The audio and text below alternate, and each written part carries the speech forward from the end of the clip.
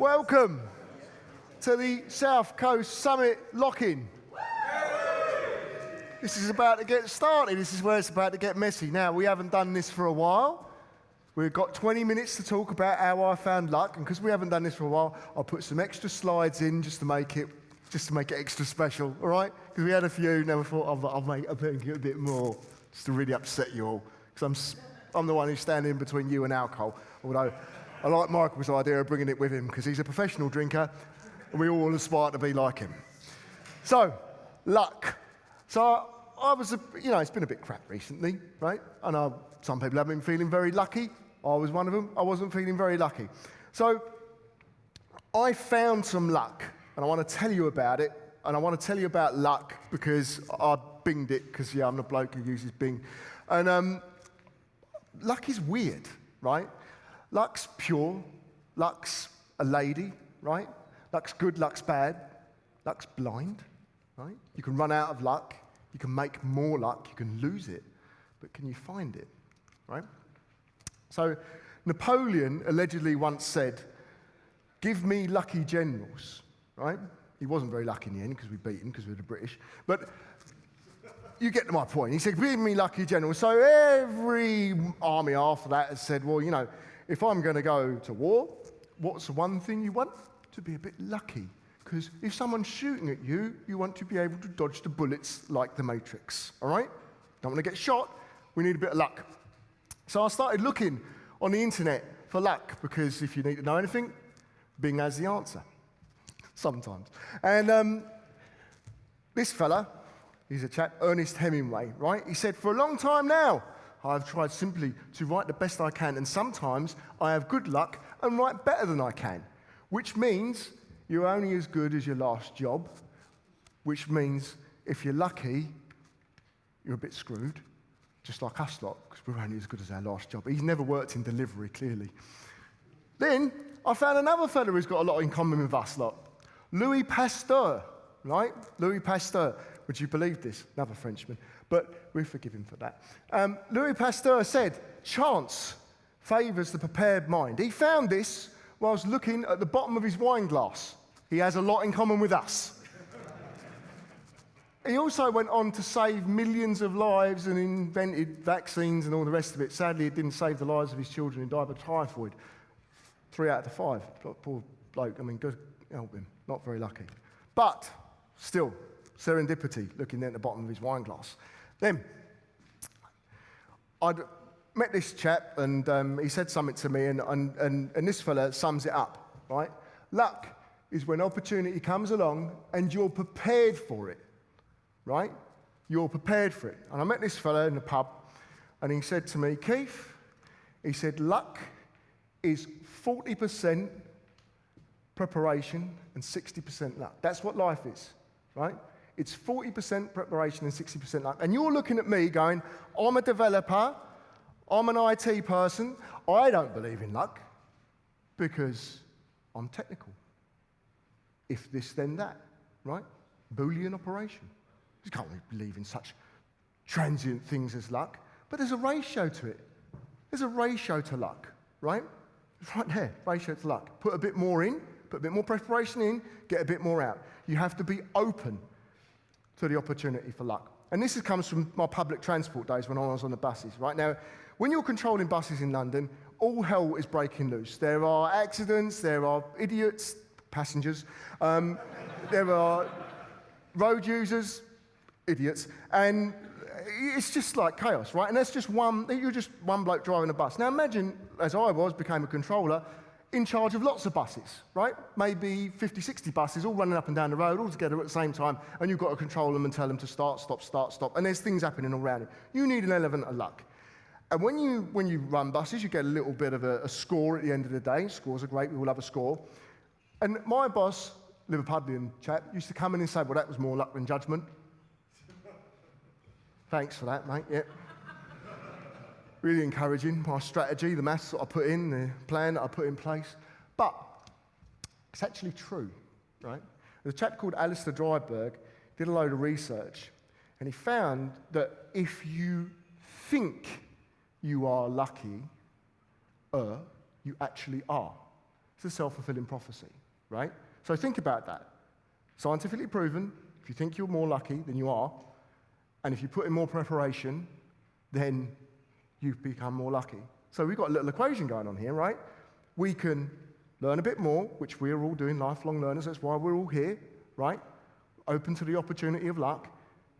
We believe, if we have to just believe in ourselves to be a bit more lucky, it becomes a self-fulfilling prophecy. So what if you were to believe that you were really lucky? What would happen if you just kind of believed in yourself so much that you were so lucky you could become the luckiest bloke in the world, right? Here is the great dyad. Everyone's seen the last Star Wars, right? You've got the dark side, you've got the dyad in the Force. Here's a dyad. You've got the luckiest bloke in the world and the unluckiest bloke in the world who's having to clear up behind him, right? He can't believe how unlucky he is. Look at him, he's like terrified of what he's standing behind and going, how did this happen? I just do not know. Yeah, bless him. I love the crayon he uses to do his signature with as well. It's brilliant. He's trying to teach my 5-year-old to write small and he's not mastered it yet. Another unfeasibly lucky human, the lead keyboard player in Dream, Mr. Cox. Now, you might all love Mr. Cox because you're all in IT and you're all scientists and all the rest of it. And Brian's a very clever lad, right? But he's also got the best holiday show you've ever seen on television because every one time he wants to talk about a particle, he gets to go on holiday to Antarctica to talk about it because he wants to make a metaphor with an iceberg. Or go to the desert, or go to Sudan. He's just the most lucky man in the world. However, he completely blew my mind when I was making this presentation in 5 minutes before we started. And he said this. He said, like, we're all, thinking about luck, thinking about this, thinking about that. And you know the reality of luck? That we're all holograms, right? Apparently, right? The universe is one big hologram, and we're spontaneously combusting and appearing out of nothing and then disappearing at the same time. And my goodness, like, really? I just wanted to go home and watch TV. And then Stephen Hawking is talking about how we're constantly expanding, and I've just lost the weight. And I'm just, it's really not very good. So Brian's not very helpful, actually, in this situation. So I found this wonderful woman, Alice Hoffman, and she all of a sudden gave me what I was looking for. She said, here's the thing about luck. You don't know if it's good or bad until you have some perspective, right? Until you had some perspective. We have all had a huge dose of perspective, right? The biggest dose of perspective we've ever had. There are people here, Jonas has just done his stroke speech. There are people here who have been through hell in the last couple of years, right? Absolute hell. I had my little bit of hell. My wife walked out, took the kids, took everything, gone. I left myself open to a bit of luck. I was prepared, met a new girl very quickly. Not too quickly, but quick enough. Not the next day or anything like that. I was a little bit upset. Well, quite a lot upset. But the point of it is this, like 4 months later, I meet a new girl. And I was prepared, because really good kisser. And 3 dates later, in lockdown, she said, well, look, we've had a couple of dates. Why don't you come and lock down with me? We'll see how it goes. We dated in reverse. We've never been to the pub. Like, we dated for nearly a year before the pubs opened up again, and we've not been back. So, like, we're dating in reverse. It's crazy. I left myself open to luck, prepared, lots of kissing practice, but you got to do something when you're an IT geek, haven't you? You've got to read a book. So I was out the other night in Wokingham, which is where I live now, and we were at an Oktoberfest in the town, and everyone was up dancing. This bloke came round, he said, come dance. And I said, no, hang on a minute, mate, no, he says, you need to dance. I said, why? He says, we survived. He said, we survived, and I laughed, and I thought, bloody hell, we did. We did, we were lucky. Loads of people died. Millions of people died. Millions of people lost everything. We're all here, and we're here today. Like, we're the first to do this. We went first. Like, what started as a something to wind up the people who run Scottish Summit in the pub, right? has transitioned to, has turned into this, right? Has turned into this, bit of friendly competition. But we're ridiculously lucky. We're ridiculously lucky because of what this man's about to say, right? You've seen this slide before. I've used this slide quite a few times, and we're still in this time. We're still in this time, this 500 million apps time, right? He said this in, I think it was sort of 2019, there you go, right? 2019 he said that. So we're already quite a long way through this. And we're all really busy. What happened to us in the pandemic? Where was my furlough? Where was my garden party where I could sit there for 3 months doing nothing, having a great time while I was sitting indoors, slaving away, building Power App after Power App after Power App for a desk booking system to get that lazy sod back into work? Anyway, we return to work. You never didn't work in the first place. Right. But you get my point. You get my point. Years ago, Alan Turing said, we'll need a great deal of mathematicians of ability, right? So I'm not a mathematician of ability. I can barely tie my own shoelaces. Because there will be a great, oh dear, I messed up there. There will be a great deal of work to be done, this kind of thing to be done, right? Well, that's the Power Platform. That's the leveler. Because before, this was really, really difficult. I've always known the apps I wanted to build, I just never had the opportunity to build them. I've forgotten more programming languages than I've ever learned. Something like that. Glad you like that one. But we are at the beginning of something truly amazing. It feels like we've been doing it a long time, but we're wrong because I speak to customers on a daily, weekly, monthly basis, rinse and repeat, that they are just dipping their toe in Power Platform. They've turned it off, they turned it on again, they turned it off, they turn it on again, and they do the okey-cokey and they turn around. They've got a COE, they've got no COE, they've run out of flows, they've done this. They're right at the beginning. We are here, right? The tech enthusiasts, the visionaries, that's us lot. We went first. Down this end, so this is the bell curve, the adoption bell curve, right? Down this end, we've got the skeptics and the Luddites. They are at the end of the bell. I like to refer to them as...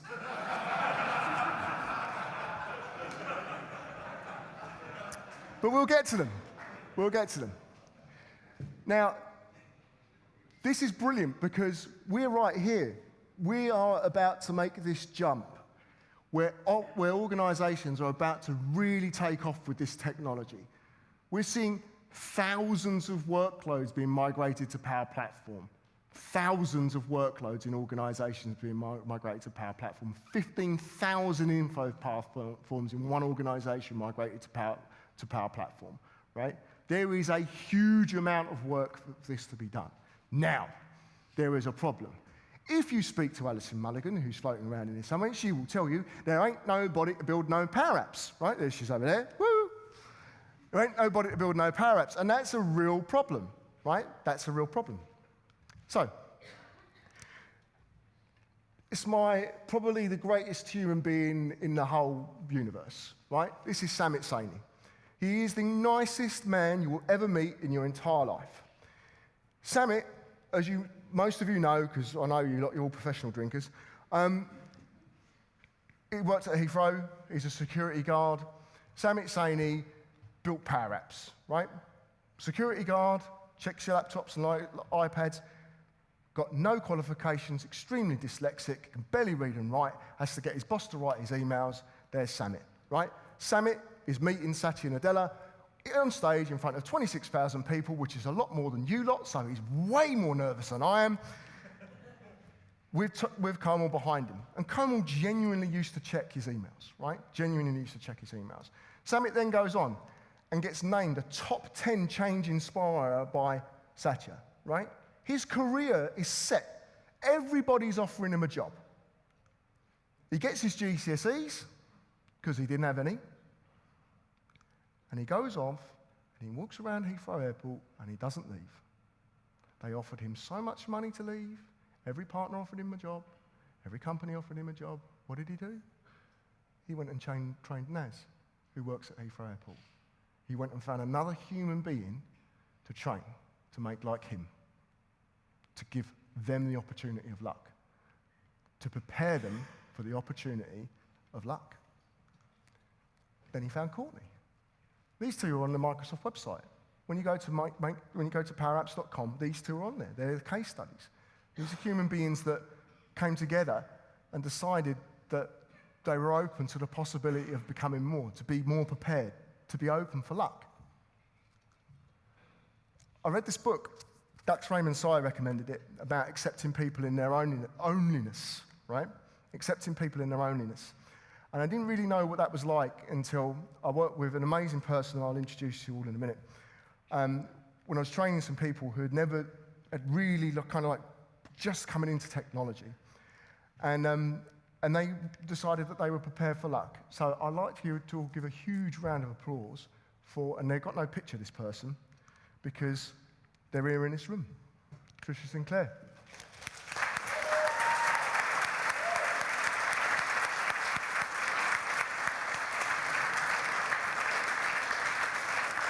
So we talked about Power Apps before, we talked about Summit, we talked about being a wonderful human being and going off and doing great things, right? Tricia, she didn't just find one person, she set up a school, right? She taught people to fish. She taught people to fish. She went out into the community and she found people at the base layer of technology and she accepted them in their owniness and she held their hand all the way through. Other people got involved. There are people in this room who got involved. Hands up if you were involved in Power Platform School at some point. There's lots of hands. There you go. See all those hands? They're all people who wanted to just have the opportunity to create more luck, to create more summits, because that's the way that we build our way out of the mire that we're in. You want to build back better? Give humans the chance to do it. Now, I'm going to leave you with one of the greatest, I think she's one of the greatest women ever to live, Kalama. And she said this, and you talk about the power platform, what does power mean? Live not for the love of power, but for the power of love. Thank you.